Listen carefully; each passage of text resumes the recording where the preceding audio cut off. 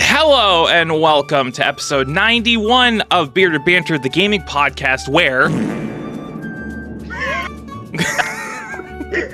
That's how we start things off, That's how we're starting. Listen, the joys of having a soundboard, am I right? If I ever got a soundboard, I would just be an immature little shit about it. It would just be bad because I also have... Oh my god. And also... Is that you saying that? Fourth Chaos Emerald. No, that's a sound effect I found online. It sounds like me doing my nice cock. Yeah, that sounds like you doing a deep voice. Yeah, it's eerily similar, but no, it is not me for legal purposes. Welcome to Bearded Banter. I'm your host, Shane the Beer One. With me, as always, I have my co-host, Ryan, the NCS Master. How you doing, buddy? Hello, doing all right. Yeah, Matt, unfortunately, can't join us today. Even see you sent a message. Sup, nerds, I'm at work. Hope podcast goes well. Yeah, unfortunately, Matt died, so he will no longer be on the podcast. Oh, geez. But, we'll make the best of it now. Matt started a new job, so scheduling conflicts. Yeah. So hopefully he'll be on the next one and everyone after. And obviously, podcast will have to change with that in terms of recording and uploading, but we'll figure it out. It's just this week we couldn't get around it, so he unfortunately is sitting this one out, but hopefully he will be back next time. Mm-hmm. Yeah, with that said, though, adult life. Oh. No, go ahead. I was just gonna say scheduling in adult life is always a pain in the ass. Yeah, it sucks. I hate it. Yeah, but thanks, I hate it. Thanks, I hate it. But with that said, we still got a great show for you today. Of course, if you don't know how this works, we start every podcast with general discussion, talk about what we've been playing, and then I pose a general discussion question of the week to wrap that section up before we go straight into the news. And we got a good amount of news. We got about 7 stories that ranges from a whole bunch of stuff. We've got delays, we've got controversies, we've got acquisitions, we've got other interesting things which we will get to. But so pretty much a week in gaming news. A week in gaming news. This week in video games. Yeah. But let's get right into it. Ryan, what you been playing? We've been off for a little bit because I was on vacation last week, so it's been about a month since we recorded. So what have you been playing lately? So the main thing I've been playing, I am finally playing through Breath of the Wild. After many years of putting it off, finally playing through it. I'm pretty close to being done with it, actually. Done most of the main story, just got a few more things to do. And then I'm going to be getting to Ganon pretty soon.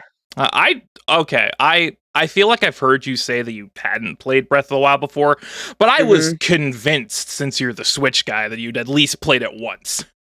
I had played a tiny bit of it in passing, but never really sat down to do a full playthrough. Gotcha. So what is what's your first experience with the game like?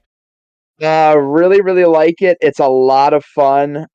Definitely different from the other Zelda games, but I can see why so many people love it as much as they do. Very, very good game. And I may even jump right into Tears of the Kingdom, since that's coming out in just a couple weeks. And I can definitely finish the game before Tears of the Kingdom comes out. Mm-hmm. Yeah, I mean, hopefully I won't get burnt out if I play them back to back, but I mean, who knows? I mean, you're just playing two Kino goated games back to back, so like yeah, I just know how people can be if they play two very similar games back to back, like even shorter games. Right. Like Lord knows if you try to like marathon through a bunch of Mega Man games, you'll get burnt out on that. Tune in to the Year of Mega Man on my Twitch channel coming soon. That's gonna be hell, but... Yeah, but Breath of the Wild's been the main thing I've been playing through, and playing a few other smaller things here and there. But yeah, mostly sat down to play through Breath of the Wild. And yeah, probably gonna beat it within the next week or so. Or even probably just the next few days, depending on how much I sit down and really play through the amount of it. But yeah, it's really damn good game. I understand the love for it so much, and now I definitely feel the Tears of the Kingdom hype a little bit more now because I'm actually playing through Breath of the Wild, and I'm seeing the things Tears of the Kingdom is improving on. So yeah, I'm definitely getting the hype for that game a little bit more now. I definitely think that last trailer helped a lot of people in terms of the hype department. Yes, definitely. Because before that, I actually was very critical of Tears of the Kingdom before that for how much it was showing off or how little it was showing off. But yeah, that last trailer really felt like, okay, now we're seeing stuff to get excited for with this Yeah. game. I found the marketing cycle for Tears of the Kingdom to be very odd because when your main Hmm. marketing approach is the last game instead of Yeah, showing the new game, it's like, okay, what's going on here, Nintendo? it You really, don't want to make people concerned about a Zelda game. it really felt like the dev team and the marketing team were having a bit of a fight where it's like the dev team didn't want to show anything for the sake of surprise, but the marketing team is like, we haven't advertised this game. It's like we need to show this game. That's how we market it. Exactly, exactly. Yeah. But I still haven't gotten to Breath of the Wild, and I'm Mm. aware, I'm fully convinced that if I do eventually sit down and play it, that I will love it, especially since it's like it's the granddaddy of the new wave of open world games that are a lot Pretty much, more, yeah. yeah, a lot less hand holding and a lot more exploration based. Yeah. That and Yeah, Elden I Ring, mean, and I played through Elden Ring and I fucking loved Elden Ring. Elden Ring, Sonic Frontiers. Yeah. They did say it was an inspiration. They did Yeah. say Breath of the Wild inspired that. Open world, no, open zone. It's different. Open Zelda. Open tiers of the kingdom. Yeah. What I mean, do you think? Okay, it would be kind of crazy, and they probably won't do this because it's on every console. But remember back with Lost World when they did the Zelda and Yoshi DLC? yeah. Do you think there's any chance that they would do a Oh Tears of the man. Kingdom tie-in for the Switch version? I wish. It depends on if they can agree to doing it for only the Switch version because they would not let that on Yeah, other versions. yeah. I mean, That's the caveat here. it's the whole thing of how Samus was planned for Fortnite, but Nintendo didn't want her on other platforms, and That Epic makes wouldn't go sense. for just a system exclusive. Right, that makes no sense, especially in a huge live service game like that. Yeah, Yeah, that's like the idea popped in my head, and then the caveat was like, oh, it's on everything. So, and then exactly. people would 100% bitch if it was exclusive Hmm. content.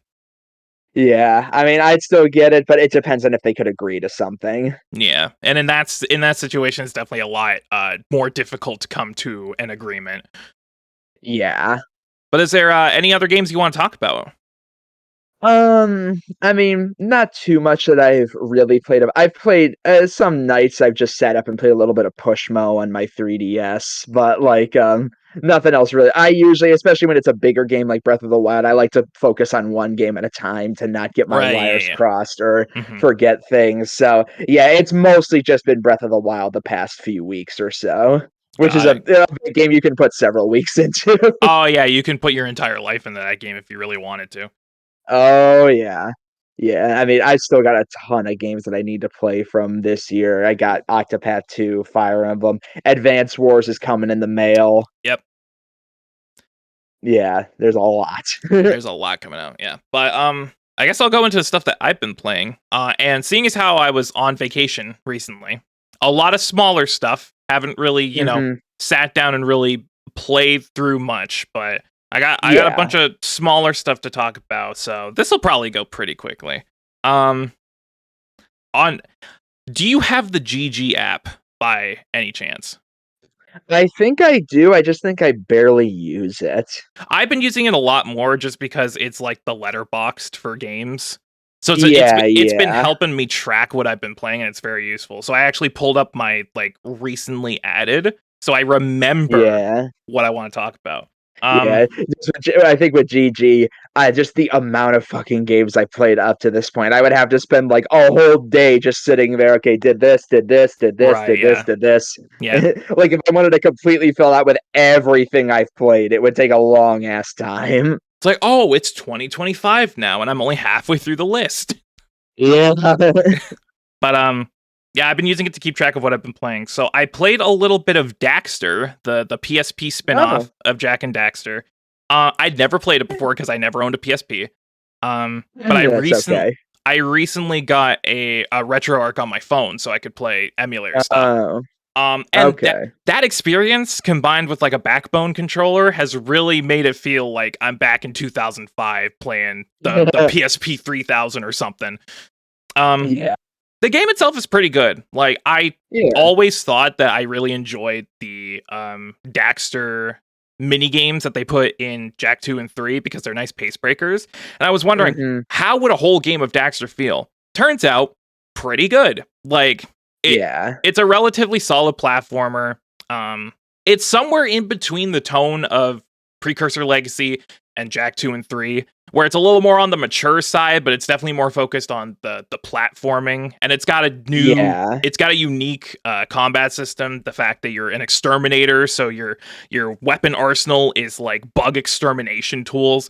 It's a cool Mhm. twist, and I always love stories where it's like set in between main main entries, where it's like, what happened in those 2 years? Here it is. Yeah. So Yeah. I enjoyed it. I didn't play a whole lot of it, but I enjoyed what I played of it. Um, I played the week before I went on vacation. I played a game that came to Game Pass at the end of March. It's a new game called Infinite Guitars, and Oh, okay.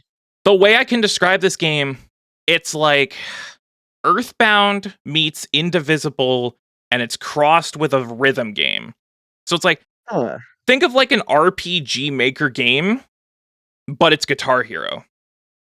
Oh, And okay. it's like a really interesting mix, a blend of these different ideas where the combat is entirely rhythm based, where you have to time your button presses to attack properly and do critical damage, and Yeah. you have to do actual like rhythm sequences like Guitar Hero to pull off special moves. When you're dodging enemy attacks, you actually have to time your dodges with the attack to regain health. It's a really interesting system. Very jank though. You can definitely tell this was Ah, made by a smaller team. And I brought up RPG Maker yeah. for a reason because it has the vibe of one of those games. Oof. And it's Ugh. not to say it's bad because it's actually quite good, but you can definitely tell it's rough around the edges. Yeah, yeah. Yeah. But like look it up if it looks like your thing, it's on Game Pass. So, the barrier for entry is very low and I enjoyed my time with it. Mhm. And it's not very long either. It's like 12 hours, so it's pretty short for Okay. an RPG. Uh Yeah. I also played 9 Years of Shadows, which is a new Mm. Metroidvania that came out of early access at the end of March. I 100% looked into it because I heard it was like one of those, you see those articles like games to tide you over for Silk Song. Oh, I yeah. and then I looked into it. I'm like, oh, you know what? This looks like my jam. So I picked it up on Epic. And it's a really cool twist on a Metroidvania where the whole concept of the game is that you play as this girl who lives in this society that's been ravaged by demons, to the point where the Mhm. demons have literally sucked the color out of their world. Like it's black and white at the beginning, and your Oh, whole goal is you have to go and defeat the demons to bring color back to the planet. And that's cool. what makes it interesting is that it also has sort of like the transformations from Shantae. Oh, okay. So it's not like animal transformations, but you get different armors that augment your abilities. Like you get mermaid armor that lets you traverse through water and do like water projectiles. You get phoenix armor that gives you like a double jump and flame wings that you can use to glide. It's really cool. The pixel art is amazing. It looks fantastic. The only problem Nice. is that it's plagued with performance issues right now. Damn. Yeah, it's a really good game too, which sucks because the first time I ever booted it up, as soon as I got out of the introduction cutscenes into the actual game, it just flat out crashed. So, not Oh, jeez. the greatest of first impressions, but when it works pretty damn well, and there's definitely a lot of potential here. So definitely check it out if you're into Metroidvanias. Okay. Um, the Murder of Sonic the Hedgehog. That's what I need to get to, yeah. It man, it's crazy how Sonic fans are feasting right now, even when it comes to the joke games. Um, so Yeah. so if you weren't on Twitter around April Fools. The Sonic Hmm. social team shadow dropped a visual novel called The Murder of Sonic the Hedgehog, and it's basically a murder mystery where you have to find out who killed Sonic. And it's 100% a joke game. It is more of a Yeah, gag than anything, but it just shows how much commitment this team has to this franchise because it's extremely charming. The writing is fantastic across the board. Um, the artwork is amazing, which makes sense because they got one of the cover artists from IDW to do the character art, so it looks yeah, stellar. Um, and it's just a really charming little adventure. And it makes it even more confusing. Like, how does this exist when you realize it's an April Fool's game? Like exactly, the exactly. amount of effort that went into this just Oh for a yeah, meme. It's like what? yeah. That's respectable. Yeah, that's kudos to Katie and the social team for putting this out. Apparently, they were working on this for like a year too, so this wasn't like I can a slapdash throw it out there. They've been working on this for a I can while. imagine. Oh yeah, I can imagine. Yeah. I played the entire thing on stream. The video's up on the channel if you want to watch it. Yeah, It's I downloaded longer. it. It's longer than I thought too. I thought it was Yeah, going to it's be been like a a few couple hours. hours. I thought it was going to be a couple hours. It ended up taking me like 4+ to get through it. Hmm. So Yeah. it's like for a joke game, it's actually pretty sizable, which just adds to the absurdity of the whole thing. Oh yeah. But yeah, if you're a Sonic fan, definitely check this out because it is charming as heck. It is extremely well made, and it just goes to show how much we as Sonic fans are winning right now. Oh yeah. That's one of those just fun little things that just like adds on to all the good Sonic fans are going through right now. Yeah. Moving on, I played a little game called Tori 3D. Um, Oh. Going blind. That's all I'm gonna say. it's Yeah, it's I know that game. yeah, it's PlayStation 1 style little 3D platformer. It'll take you like maybe an hour to get through it, but it's like $1 on Steam. So Yeah, yeah. And Switch eShop. yeah. So for the money, it's actually a pretty good time. I Yeah. 100%ed it over the weekend, and I actually put out a video on it because there are harder versions of the levels called remix levels. And while I was going through them, I was like, I wonder what the times are to S rank these. And looking it up, no one has any videos on the remix levels until Oh, now okay. because I posted one of me going through all of Yeah. the remix levels. And so go to that if you're confused like I was of what the times are. Go check that out. Yeah, I Yeah. think the guy who made that's made like 4 other games in like the same style of it or hmm something. Yeah. I actually got it as part of a bundle with all of those games. So Oh, okay. Okay. yeah. I think it's called like the Tori 3D platformer collection or something like that. Um, Something like that. and it's got the two Tori games, and then it's got I think it's called MacBat and Regina and Mac, which are like more akin to like a Mario 64 or Banjo Kazooie type experience. But I only played Tori 3D, and I really enjoyed my like hour or two that I spent with it. Definitely worth the $1 to check that out if you're into 3D platformers. Yeah. Oh, I got a few more. A lot. Just a lot of smaller stuff, really. Making up for me just playing one. Yeah, that's I got you covered, bro. Yeah, next I played a little bit of a game called Marble It Up, which I think I'm like one of the only people who are into like the marble physics platforming games. Oh, It's some people like that. yeah, but I'm a fan of Marble Blast Ultra, which was a game that came out back in the day in like 2009, I think, for Xbox Live Arcade. Unfortunately, lost to the annals of time. It was delisted, so rip and Uh, pasta. Thankfully, I still have a copy of that on my 3D, my 360 hard drive. But this is that's good. basically a spiritual successor. And it's the same kind of game. You're a marble, and you're rolling around levels, and you're trying to get fast times. It's all physics based. There's power ups that let you do crazy shit. If it sounds like your jam, go for it. It's on Steam. It's on Switch. I believe it might be on PlayStation, but I'm not 100% sure on that.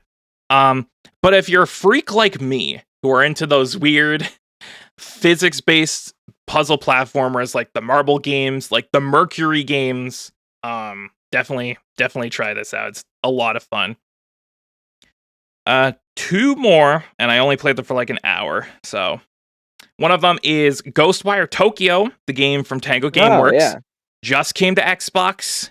Played it on Game Pass. I only played like an hour or so of it, but first impressions are rather good. I'm liking the atmosphere. It's a different take on an open world shooter, where Mhm. obviously it's based in Japan and Shibuya. It's more based around like Japanese mythology and spiritual presences and yokai and stuff like that. So it's got its own unique flair, which is really cool. And that also ties into the shooting because it's just reskins of normal guns, but you don't Yeah, all of yeah. your attacks are like spiritual attacks. So you have like your spirit gun, you have like your warding curses, you have things like that. Mhm. And it makes the combat really interesting and fun. And I would definitely be interested in checking out that roguelite mode once I've actually gotten further into the game. Um, Game looks fantastic, even though Oh, the yeah. performance isn't the best. But I heard the Yeah. PS5 version also suffered from some performance issues. So Yeah, I think it did generally.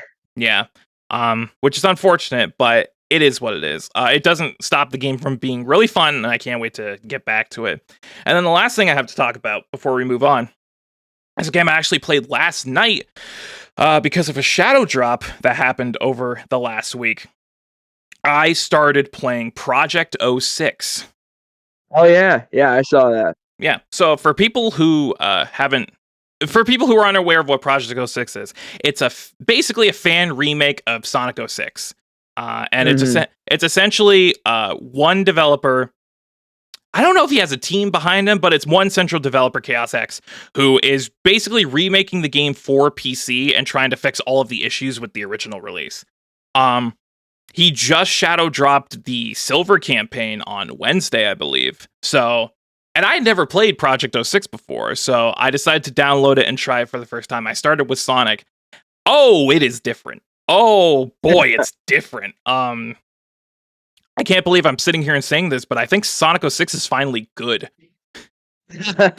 which I never in my lifetime thought I would say, but just the amount of tweaks that he's made to the engine, it makes like a world of difference. The one big issue I have with 06 is that everything feels stilted. Like there's no sense of Yeah. momentum. Everything feels automated.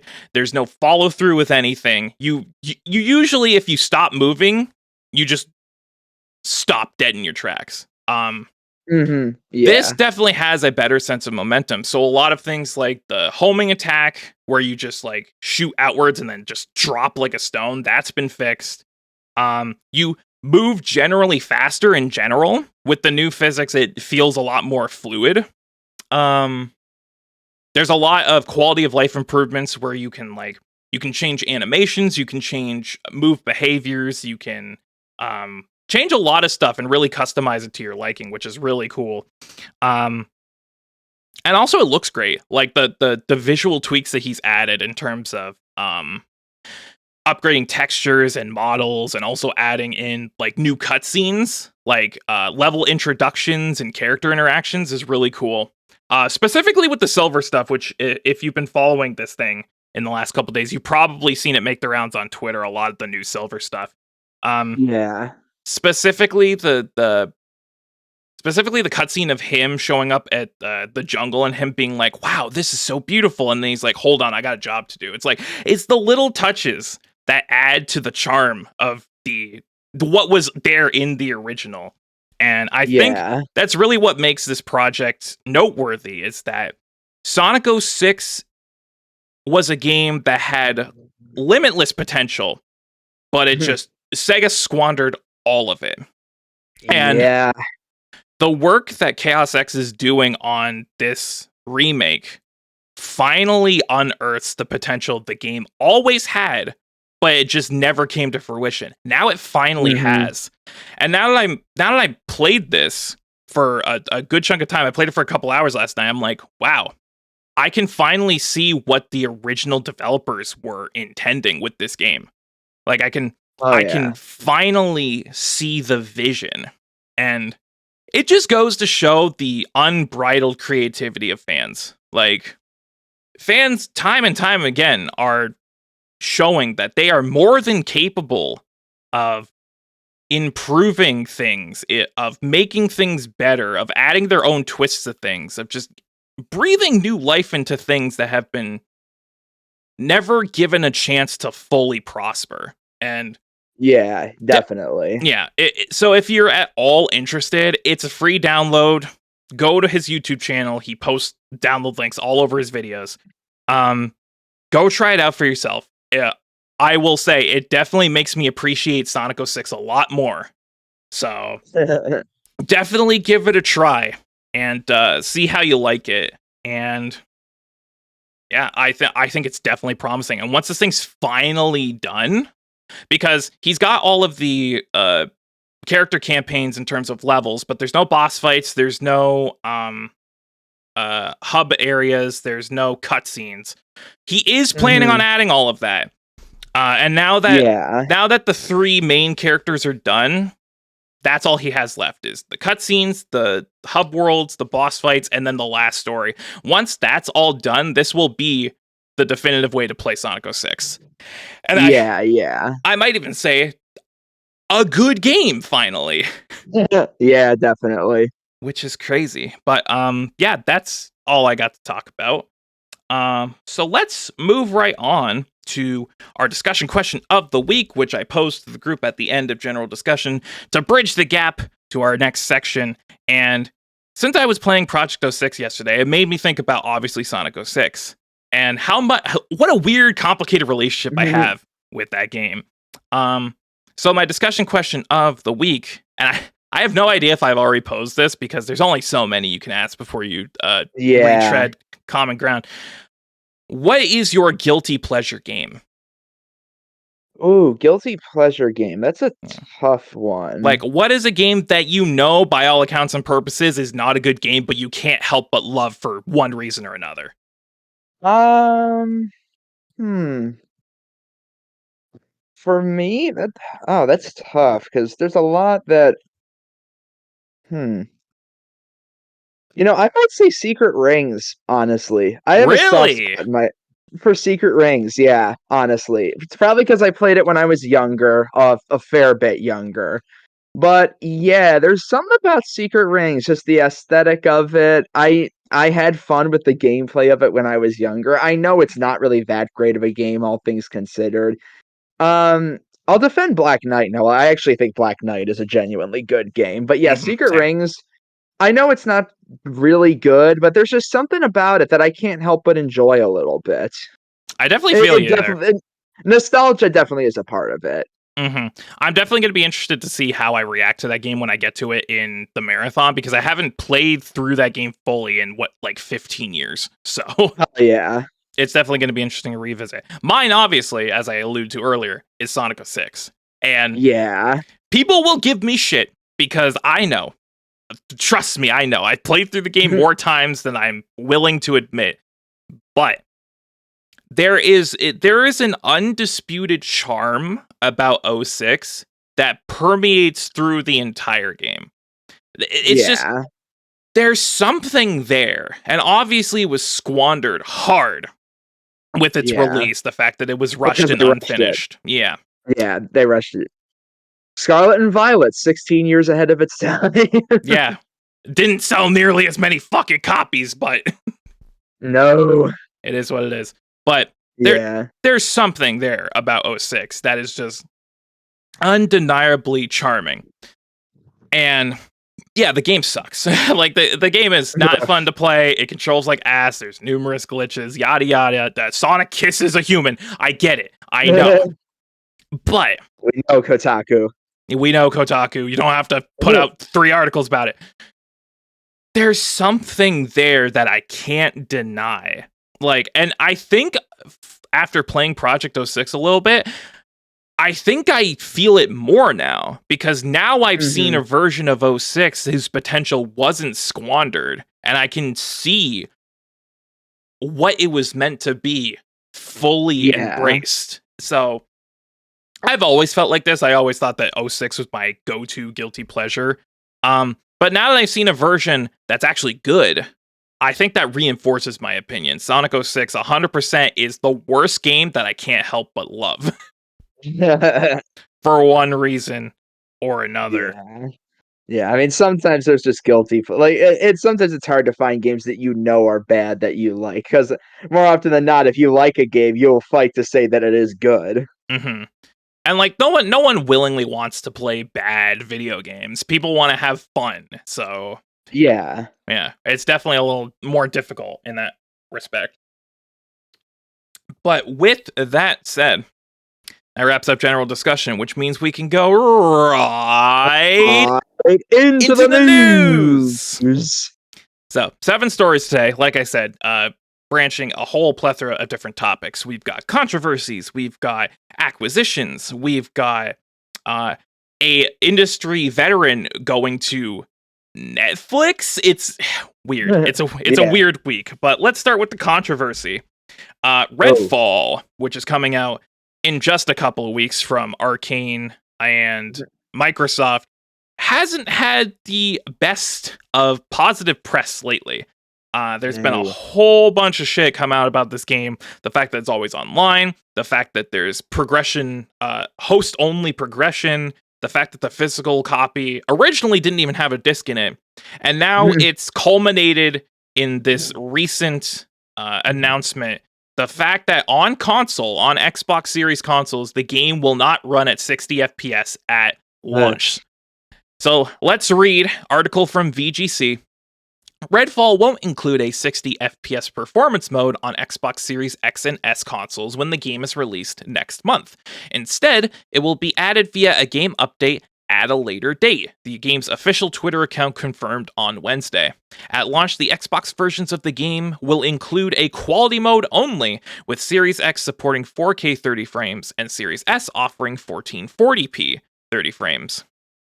Redfall is an open world FPS playable solo or with a team of up to 4 players in co-op, where you battle vampires across Redfall, Massachusetts. This is obviously, like I said earlier, just another one added to the pile of controversies this game has gone through. What with the always online, the host only progression, the physical copy, the DRM. This game has had a rough time, to say the least. And I feel like this was the last nail in the coffin for a lot of people, because Twitter exploded when this news dropped.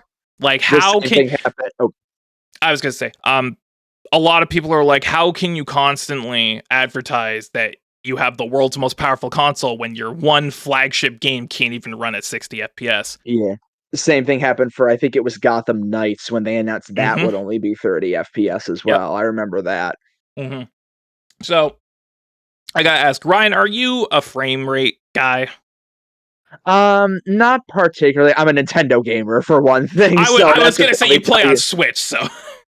Yeah, no, to me, 30 FPS, like, I am not one of those people who is like, oh, 30 FPS, like, as Scott the Waz said, 30 FPS, oh, unplayable! No, I am not like that, no. 30 FPS is fine, damn it. But it's like, as systems are getting more and more powerful and promoting their power especially, I get people being upset that it's not 60, because it feels like we should be at that point by now.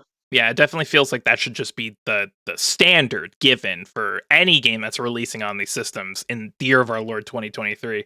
Which begs the question, is all the marketing behind this game false advertising? Because every gameplay showcase, every trailer has had a big ol' Xbox logo slapped right at the beginning, and all of the footage we've been shown has run at 60 FPS. So, is that false advertising to an extent? I think so, because it's very clear with this news that all of that footage has been running on PC and not Xbox. But Xbox would probably get away with saying, oh, that Xbox logo just means it's our game. We own this game, so it is an Xbox game, not necessarily saying it's running on an Xbox. Yeah. They could probably get away with saying that. Yeah. Not justified, though, because I think... Oh, no. Like you said, like, I didn't used to be an FPS guy, and then as more and more games started to run just base at 60, I was like, oh, this is nice. I don't think I can go back. I can play 30 FPS. Like, I Yeah, I sorry. read this news. Go ahead. I was just gonna say, sorry. When you say FPS, I have to quickly distinguish first-person shooter or frames per second. Frames per in this context, frames per second, but it's Yeah. also a first-person shooter.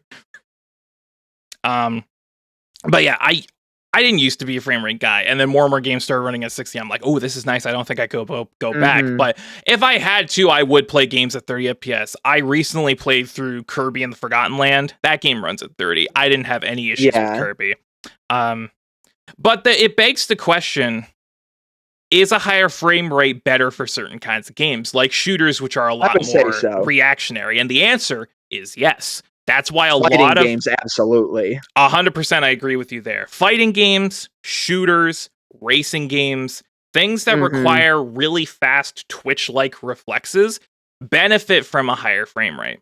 So the fact that this Mhm. game isn't running at 60, which at this point in the generation most considered the Yeah. standard, definitely puts a negative stigma on your game, which already has been going through the ringer. Mhm. It's just why I kinda roll my eyes with the Xbox and PS5 sometimes. It's like they promote all this power, yet it's like, "Oh, we can't run at 60," or you have to choose between 60 and ray tracing, and it's like, Mhm. aren't you guys constantly promoting how powerful these systems are? Yeah, yeah. And a lot of it at this point is just window dressing. Yeah, basically. That's why, like, to me, graphics are just starting to hit a wall at this point where it's Yep. resulting in we can only go so far before we gotta wait for technology to advance beyond what it is at now. Hmm. And I originally, when I saw this news, I wasn't worried because I'm like, yeah, it's shitty, and yeah, they should probably delay the game until it gets to a point where they can launch with that option. But if I have to Yeah. play the game at 30, I can manage. I'm not like super picky when Yeah. it comes to that. It's Then not unplayable. then I played Ghostwire and I tried its quality mode, which runs at 30, and I was like, ew. It might be something about Ghostwire, but that game running at 30 controls like utter ass. And I mean, I get it. Yeah. Like, I that's mean, aside that's when the sorry. the negative that's when the seeds of doubt started to plant in my head. I'm like, uh-oh, is Redfall in trouble? Yeah. Oh, I mean, that happened to me when I played both, Sonic Frontiers and Pac-Man World Repack. I didn't know those, had options in the menus that you click to get them to 60 FPS, so I played both of those at 30 at first for the beginning, and then when I switched to the 60, I was like, "Oh my god, this is so much better." Yeah, Frontiers it definitely is rough at 30. I can say that for sure. Yeah. Oof. But yeah, Redfall just can't catch a break, which is weird because a lot of the previews that came out beforehand are like, the game's pretty good, guys. Like, It's just a little airborne. It's still good. It's still it's still good. good. It's still good. uh, but yeah, we will see how this progresses, especially since there's Yeah. been no delay announcement and the game is 2 weeks from launch. So we will see what I happens with Redfall. I think it'll still be fine. Like, even the people who say, "Oh my god, you're releasing it around Zelda," but it's like, no, that's very different audiences. So Obviously, yeah. it's yeah. Really, the worst that would happen is Zelda eats up the like not maybe not like journalism, but like industry discussion because Yeah. Zelda will be a bigger deal. Like, not trying to sound like a console fanboy, but like Absolutely, it will. Well, let's move on to our next story. Media Molecule, the creators of Little Big Planet, had a game that came out not too long ago, a few years ago, called Dreams, and dreams. it was essentially a video game creation tool. And a lot of people were Hmm. like, "Oh, it's just Mario Maker Lite." No, it is not. No, It is a have you seen? full-on game creation suite. If you've I know seen the kind of shit that has been made in Dreams, I think there's like a big Avatar. There's like a big Avatar: The Last Airbender game that's being made in Dreams that like people are following. That looks really good. there's been whole ass games made in Dreams for existing IPs, for new concepts. Like the things you can do in Dreams is incredible. Rip in Pepperoni because it is being discontinued Hmm. in September. So let's read. Media Molecule has announced it will be ending support for Dreams on September 1st. In an article posted on the game's official website, the studio has explained that it's made the difficult decision to discontinue live support for Dreams after September 1st, 2023, to shift our focus to an exciting new project. Players will still be able to play, create, and share content on the game after September 1st, but it will be receiving no further updates after this date. The game will also be migrating to a new server in late May, at which point players will be given a storage limit of 5 gigs for their creations. Ugh. So, not the worst discontinuing, not the worst discontinuation announcement we've had this year. But for the amount of potential that Dreams has, it's still not great news. Go ahead, Ryan. Tell me what you think. To me, Dreams is just the big number one example of all the PlayStation games you have brought to PC. Why haven't you done this one? Like, that's the one that should be on PC. Mm-hmm. I don't know, man.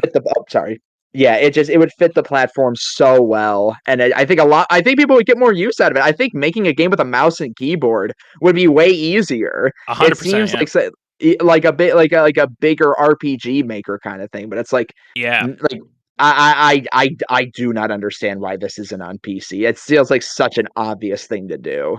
It's such a waste, honestly, because you're not only discontinuing live service for this game, which means the state it's in as come September 1st is the state it will be in forever, and it will never change beyond that.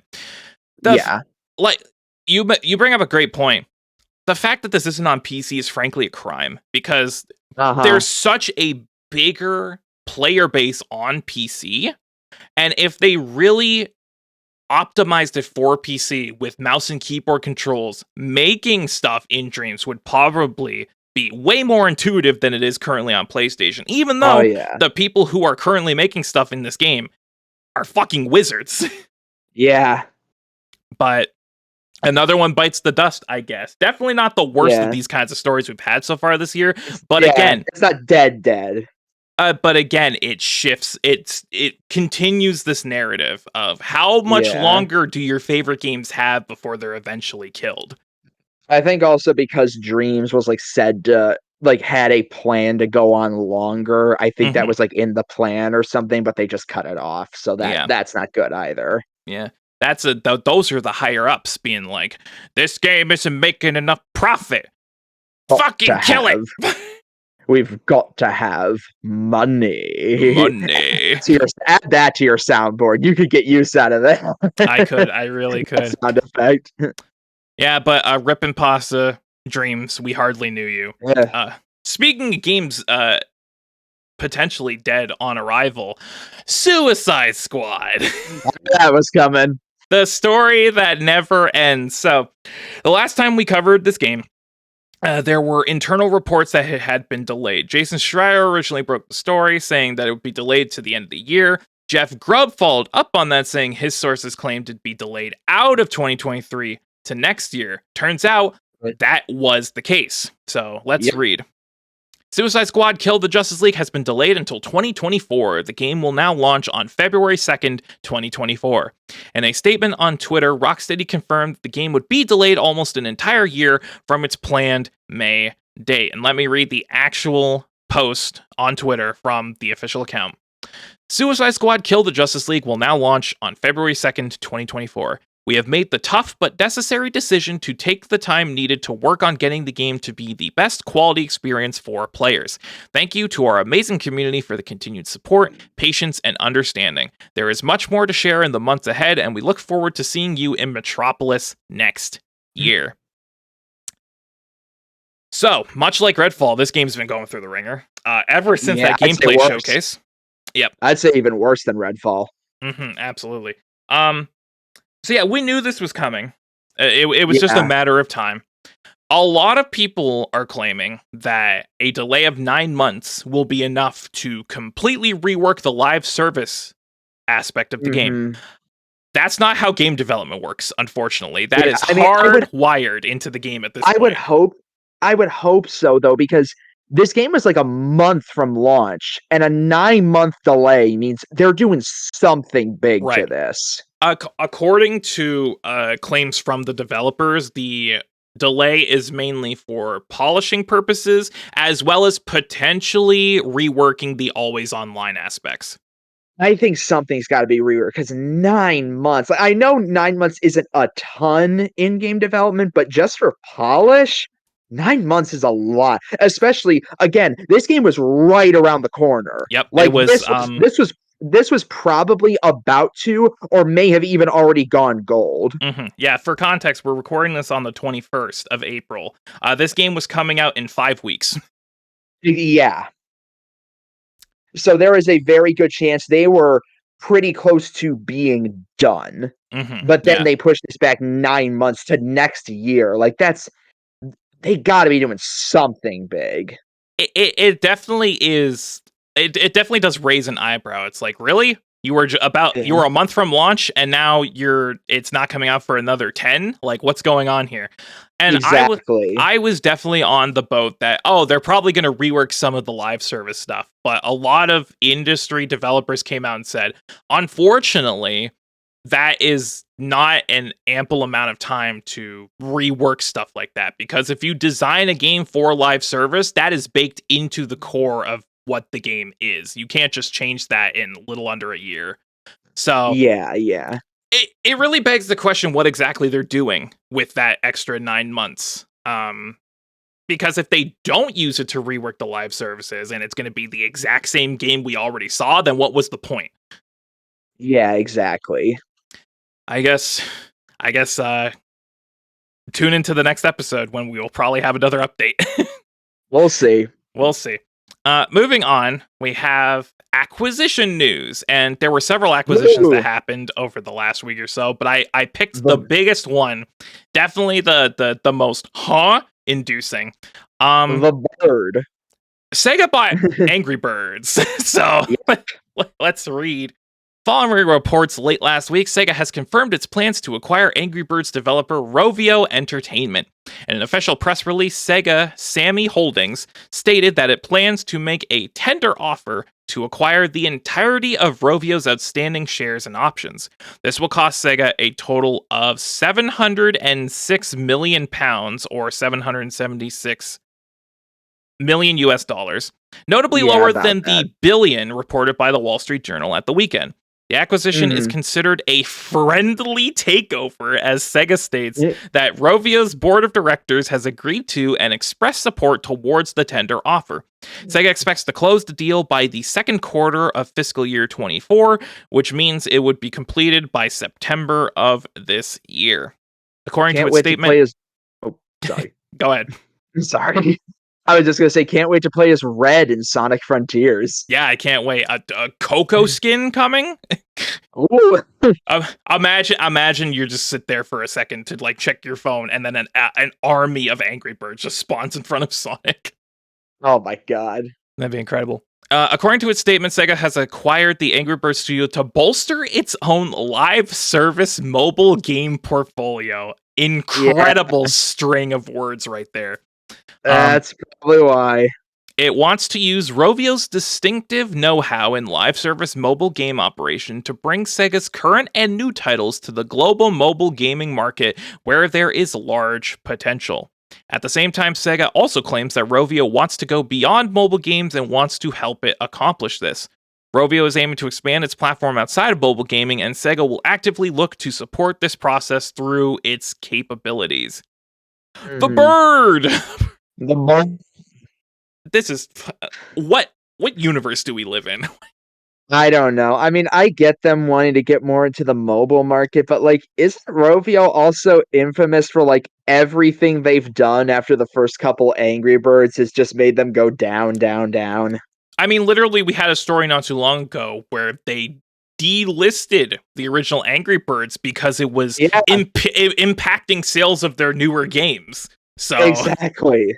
if that It's doesn't speak everything, I don't know what does. like yeah, like Sega, 2010 was 13 years ago at this point. Angry Birds ain't the hot thing on the market anymore. No, yeah, this is definitely way past prime.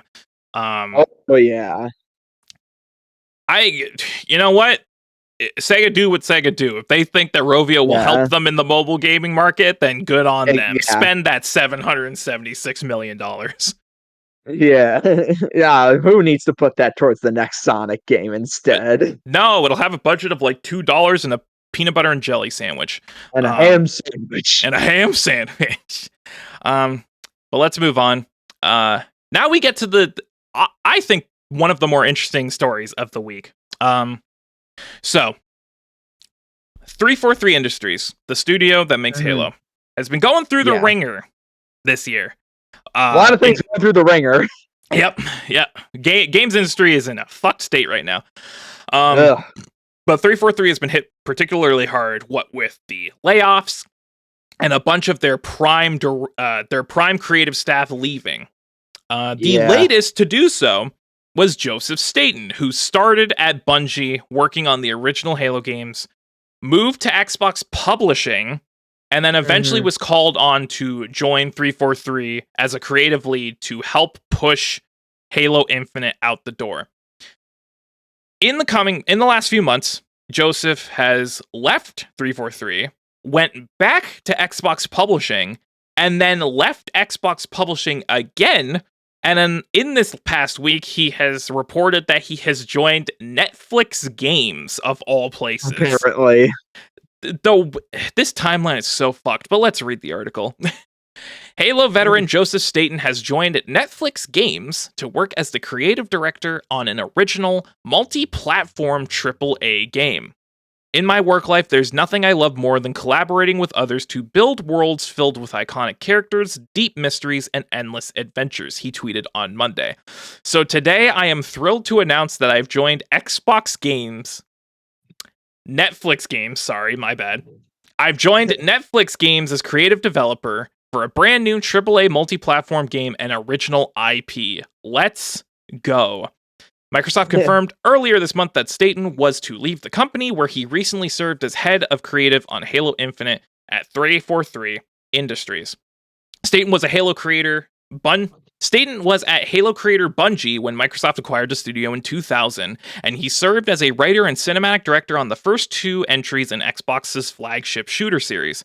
He was also a writer on Halo 3 and Halo Reach, and a creative consultant on the RTS spin-off Halo Wars.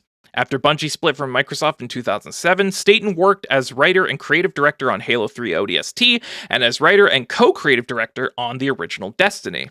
He returned to Microsoft in 2014 to work as senior creative director at Xbox Game Studios Publishing, which partners with indie studios to create Xbox franchises. He left the publishing division in 2020 to help 343 ship the troubled Halo Infinite as the game's head of creative. In January, it was reported that Staten was to leave 343 to rejoin Xbox Game Studios Publishing. And then obviously he left that to go to Netflix. I shouldn't even say. I don't. Literally, I'm trying to say words and it's just not coming. Exactly. Like, you really think you're gonna get more out of Netflix with its games than Xbox? The fact that they say, what is the quote? That they're making like a AAA multi-platform original IP from Netflix. Now, anyone who's not familiar with Netflix's gaming division, it's mobile. You go, it's part of your Netflix subscription. You go on the Netflix app, and there is a selection of mobile games that you can download through Netflix. It's all like, other than like a few actual heavy hitters, it's mostly shovelware. Yeah. So my question is, if Netflix now has Joseph Staten, who is known for Halo, and they're going to use him to make a brand new IP that's a AAA multi-platform game, is this the first step in Netflix really expanding their gaming division to be something more than mobile cash grab? Brian, what do you think? I mean, Maybe it could be. I don't know how it's gonna go because we've seen what happens when someone like Amazon tries to get into gaming. That doesn't go so well. When Google tries, whenever big corpos outside of gaming try to get into gaming, it just never goes well. They don't get gaming as much as they think they do. Mm-hmm. Yeah. Um, I think this also comes off the cuff of them announcing that they're like funneling a lot more money into the gaming division. So Yeah, I feel like this really is the first big step in them trying to expand it. Um, whether or not it'll work out, we'll just have to wait and see. This is obviously very early stages. Um, yeah. but Netflix, word of advice: if it doesn't work out, maybe try licensing better mobile games. I'm just saying. Because they got some good stuff on there. They got Shredder's Revenge, they've got Kentucky Route Zero, they've got Immortality, they've got one of the League of Legends spin-offs, they got Oxenfree. They got some pretty good games on there. So like if this doesn't work out and you like quietly scrap it or it releases and it's like a critical or commercial flop, just do more of that. Just bring more Yes. games to the surface that people actually want to play. Hmm. But well, we'll see what this goes. This is definitely going to be a Yeah. years in the making kind of story. So, Yeah, more an up in the air kind of thing. See how it goes. speaking of mobile games, Oh joy! there was a big mobile game announced for a very big franchise. Pokemon Go studio Niantic is making a mobile Monster Hunter game. Oh yeah, yeah. Let's read. Capcom and Pokemon Go studio Niantic are teaming up for a new mobile game based on Monster Hunter. Monster Hunter Now, which is set for release this September, offers players an approachable hunting experience that can be enjoyed as part of everyday life, according to Capcom. As in Pokemon Go, the game will use data from the real world using location based technology and augmented reality to encourage players to explore their real life surroundings. In the game, players take on the role of hunters and embark on an adventure during which they hunt vividly lifelike monsters that appear in the real world. Players will also be able to team up with others to hunt, and can also choose to hunt monsters while the app is closed later in their spare time. Although Monster Hunter Now is set to launch in September, a closed beta will start on April 25th. Players can register to participate on the game's official website. And let me read the actual tweet from the Monster Hunter Twitter. Hunt monsters in the real world in Monster Hunter Now, a new mobile Monster Hunter game from Niantic and Capcom, launching September 2023. Try the closed beta test starting on April 25th and follow Monster Hunter Now English on Twitter for the latest info. So, mobile Monster Hunter game from the makers of Pokemon Go, augmented reality. What do we think this thing Uh, is gonna really be like? Because it's one I thing for Pokemon Go, where you're actually catching Pokemon out in the wild. It's another thing where you mhm. actually have to do combat. Yeah, I mean, I think it could hit in Japan because Japan loves Monster Hunter a lot. Like Hmm. Monster Hunter is huge over in Japan. Yep. So I think, it's not going to be as big as Pokemon Go, but I think this could do pretty decently well. Monster Hunter has a big enough fan base that it could work. And definitely in the West, it's definitely expanded over the last few years with Hmm. World and then Rise. And Rise, yeah. Yeah. So this definitely has the capability There's to be potential. a success. Yeah. Yeah, yeah. I It think it just just depends on how they work it. Exactly. It just depends on what the actual game is like. Because, like I said, it's one thing where you're just going around catching Pokemon by flicking the balls. Don't take that out of context. It's Oh, it's another thing to do like a full fledged Monster Hunter game in this style. Like, how yeah. exactly will it work? I mean, it could be like you tap the monster and then you just go nuts on the You screen just swiping. scribble it. Yeah, yeah, like that. I, I guess we'll have to see. It's not that far off. It's coming out in September, and the beta is coming out Yeah. next week. So we Oh, will we will definitely see what this is all about. yeah. I yeah, I don't think it's a terrible idea. I think this could work out. If it's like Pokemon Go, if they manage it right, I think this could be a pretty decent game. Mhm. Decent success. And it shows that Niantic is branching out, collaborating with other companies, not just Nintendo. Yeah. Yeah, so if we have more updates on that, we will definitely report them here. Our last Yeah. story for the day is an interesting one, because it basically shows how ruthless Nintendo can be under the right circumstances. So I think I know what you're talking about. Gary Bowser. Ah. Gary Bowser is part of a hacking group that was basically making counterfeit consoles to play Switch games on. Was busted, thrown in jail. He has been since released from jail with a big caveat. So let's read the story. And Yeah. it's brutal. It's brutal. Gary Bowser, the hacking group member who was convicted for creating and selling circumvention devices enabling users to play illegal backups on Switch and 3DS, has been released from prison early. Bowser was sentenced in February 2022 to 40 months in prison for his part as a member of the hacking group called Team Executor, which in 2013 began creating and selling circumvention devices enabling users to play illegal ROMs on consoles, including Switch and 3DS. In an interview with Nick Moses, as reported by Torrent Freak, Bowser said he was released from federal prison in late March and is now at the Northwest Detention Center in Tacoma, Washington, where he's undergoing processing before returning to Canada. However, Bowser now has to fulfill the other part of his sentence, in which he has been ordered to pay $14.5 million in damages, of which a $10 million payment to Nintendo is considered top priority. In the interview, Bowser claimed he has paid $175 of this to date, which came from the job he was doing in prison, but says that upon his release, he will have to start paying a percentage of his gross monthly income to Nintendo. Quote, with the agreement with Nintendo, the maximum they can take is between 25 and 30% of your gross monthly income, Bowser said. And I have up until 6 months before I have to start making payments. In order to pay off Nintendo fully under this agreement, Bowser would have to earn at least $40 million before taxes. Given that Bowser is 53 years old, Torrent Freak suggests this will mean Bowser is unlikely to ever fully clear his debt and will likely be paying Nintendo for the rest of his life. He's a lot older than I realized. I didn't think he was in his 50s.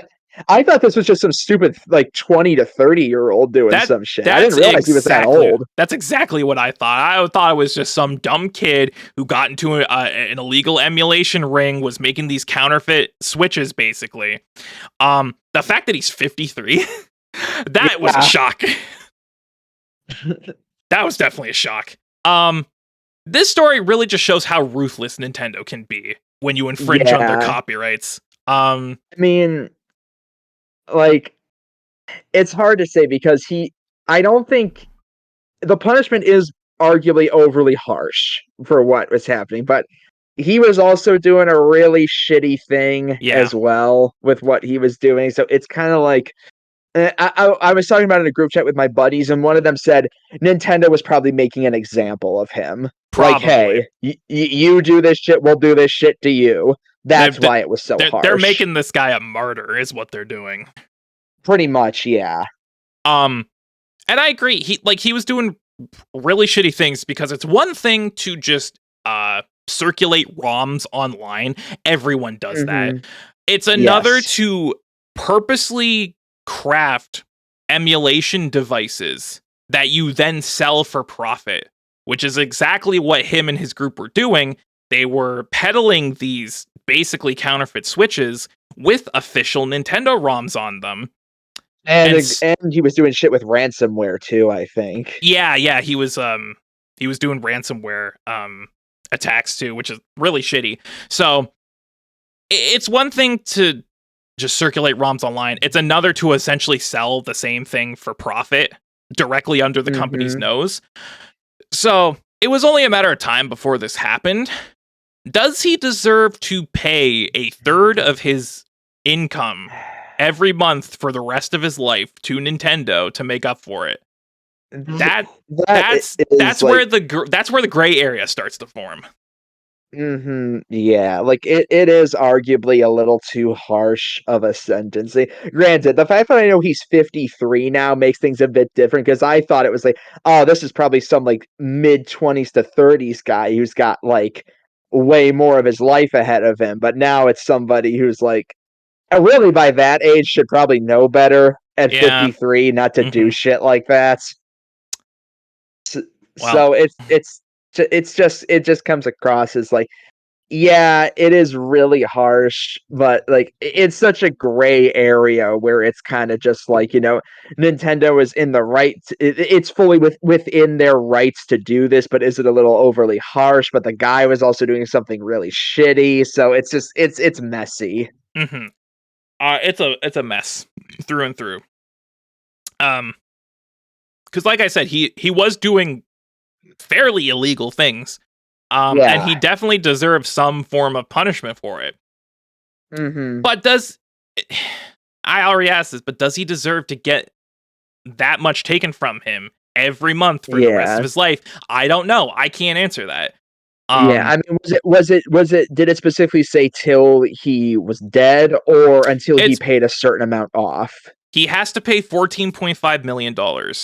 Um, Okay, yeah, and so based on his age and his current monthly income, Torn Freak not suggests he happening. won't be able to pay it before he dies. Mhm. So, Yeah. especially now that we know he's 53, it most likely will result in him having to pay these fees for the rest of his Yeah. Oh, adult okay. life. Admittedly, like, I thought at first it was Nintendo specific like, Nintendo said, "You have to pay us for the rest of your life," not No, no, like, no, no.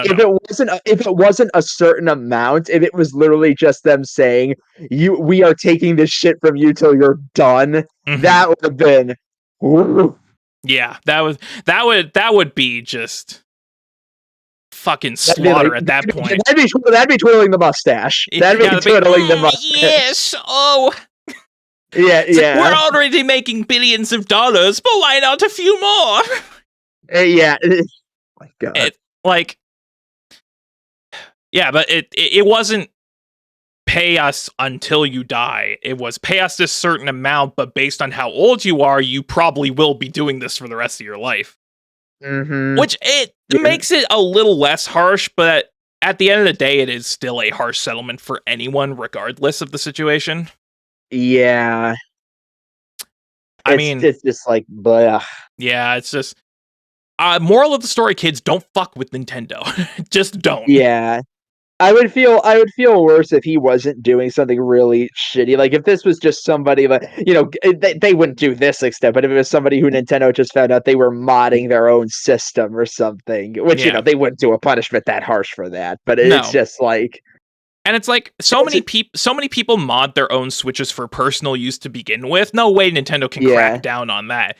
But Because I don't even think because in this oh sorry. situation, when they're literally peddling these systems out for profit, then Nintendo can Mhm. step in. Yeah, because I don't even think Nintendo does shit this harsh for like people who just like make ROM websites that aren't for profit. No, no.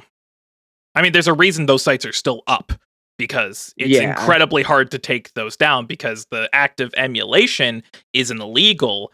It's the uh it's the procuring of illegal ROMs that is. But I mean, Yeah. ROM sites have been up and running for God knows how long, and most of them still are. So Yeah. Like it's really difficult because it's within your rights, like technically, to do stuff like that to take it down. But also it just reeks of, we wouldn't have to do this shit if you just gave us the games we wanted. So yeah, yeah. That's a yeah, have you tried? Have you tried actually releasing these games in an official manner, Nintendo? I'm not paying $300 for Path of Radiance, Nintendo. Put it on NSO. Yeah, just fucking. Okay, this story's funny and scary at the same time because it's Mhm. like it shows how out of date Nintendo is. Because if they would just release these in an official manner, shit like this wouldn't happen. Um, but it's scary because they clearly mean business. So, Yeah. um, Which I Yeah, mean is kind of the fact that it was for profit is like the real issue yeah, here. definitely, definitely. If it was just a group of people peddling things between themselves, Uh-huh. completely fine. Like they literally cannot stop you from doing that. As soon as you Yeah. put a price tag on it. And even just like generally modding the systems that doesn't involve games. Like I don't think they went after the people who like did modded capture cards for the 3DS. I don't Oh think they no, went no, no, after no. people who Yeah. modded systems like that. Yeah. Um so moral of the story, don't fuck with Nintendo. But also Nintendo, get your shit together. Most of the industry needs to when it comes to re-releasing their shit, honestly. It really does. It Why really can't does. y'all be like Capcom putting every freaking Mega Man game on modern platforms? I don't know, man. Star Force Collection hype build up. Where you Let's going for it, go. baby? It's Well, gonna. I think it's gonna happen. at some point, yeah. But with that said, we can wrap up this episode. Ryan, thank you again for stopping by, joining me for all of this Thanks, man. I gaming appreciate it. discussion. Yeah, definitely a shorter episode this time. Uh-huh. I think there was a lot of stories, unfortunately, that Matt could have contributed more than I could, like with Yeah. Redfall and stuff like that. Just sort of an unfortunate Definitely. kind of thing. Yeah, hopefully this won't be the standard now. We will definitely work the schedule around to get Matt on as much as we can. But in the instances where that falls through, it'll just be us two boys, and there will definitely be much shorter discussions at hand. But that's okay. That's perfectly fine. So with that said, we can wrap things up. So thank you very much for watching this episode of Bearded Banter, our gaming podcast right here on BGN. If you like what you see and you want to see more, make sure you subscribe right here, youtube.com/Bearded Gaming Network or at Bearded1BGN on YouTube, where we post a whole plethora of great gaming content. We got previous streams, we got podcasts like this, we have discussion videos, we have Let's Plays, we got a whole bunch of great content here with us and also just me and other friendos who happen to pop in from time to time. So make sure you subscribe. Physically assault the notification bell and get thrown in jail for it. So it will notify you of when we upload, so you're the first to see the new videos as they go live. Also, go follow me over on Twitch, twitch.tv/The Bearded Gaming Network, where I stream every Monday, Wednesday, and Friday from 7 to 10 p.m. Eastern Standard Time. We're currently doing the year of Sonic, just wrapped up Sonic Adventure. So we are moving on. We are moving on to Sonic Pocket Adventure, the Neo Geo Pocket Color game that came out to coincide with that release. And then we're going into Sonic Shuffle, and I'm very scared about Sonic Shuffle. I'm not looking forward to that, but we'll get to that when we get to that. And finally, follow me over on Twitter at BeardedGamingN, where I post all the latest updates on BGN, as well as my dumb opinions on movies, video games, anime, manga, comics, and a whole lot more, and a bunch of funny haha memes. If you ever go on Twitter and you see a meme and you're like, wow, that's probably because I retweeted it. It's when you least expect it, my dude. Anyway, go follow me over there. With me, I have my co-host Ryan, the NCS Master. You can subscribe to him on YouTube, youtube.com/the NCS Master, where he may or may not be posting videos soon. We will have to wait and see. Life schedule and anxiety can make that very difficult sometimes. Definitely, but go subscribe to him anyway for any future content, as well as follow him on Twitter at the NCS Master, where he posts a whole bunch of different gaming memes, mainly Nintendo, but other stuff here and there. Yeah. And also go follow him on Twitch, twitch.tv/the NCS Master, where he may or may not be streaming soon. Again, we will have to see where that goes. Yeah, honestly, dude, I gotta get over my anxiety. That's literally the main thing stopping me right now is just bad anxiety, and I just gotta get over it. Yep, take all the time you need and start when you're ready. But go follow him now, so you can get notified of when he does stream when he starts. But with that said, we can wrap things up here. So thank you all for watching.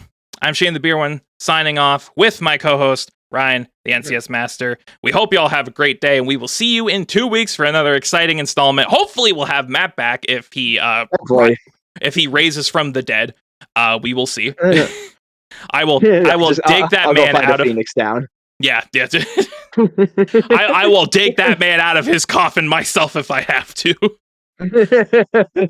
But we will see you next time. Keep on gaming, everyone. Later.